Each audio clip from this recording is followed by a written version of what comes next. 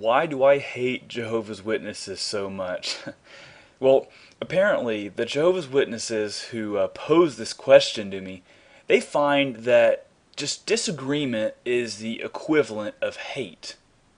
As in, if you disagree with someone, you're hating on them.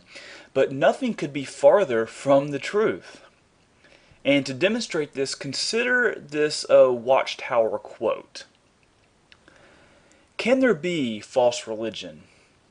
It is not a form of religious persecution for anyone to say and show that another religion is false. It is not religious persecution for an informed person to expose publicly a certain religion as being false, thus allowing persons to see the difference between false religion and true religion.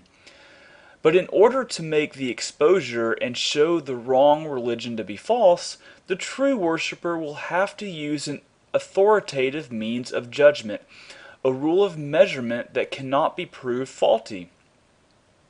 To make a public exposure of false religion is certainly of more value than exposing a news report as being untrue.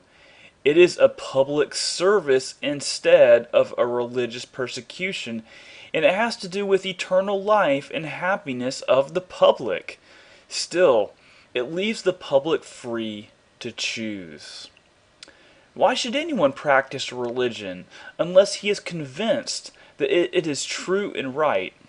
It is not egotistical for a worshiper to say and believe that his is the only true religion.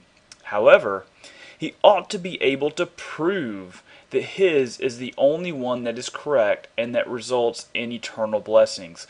Otherwise, his faith in his religion is foundationless and is mere credulity. So when I argue against Jehovah's Witnesses, I'm not persecuting them and I'm not doing anything unloving, and quite the opposite. I criticize the Watchtower because I love Jehovah's Witnesses. And I think that most people would agree that one of the most loving things one can do for someone else is to tell them the truth. And the truth is, if you're one of Jehovah's Witnesses, you are being led astray by a false religion. And I want to do everything I can to get you to question them so that you will be able to see that this is certainly not God's organization. And in doing so, I hope and pray that you will find what can only be found in the person and work of Jesus Christ, that is, truth and salvation.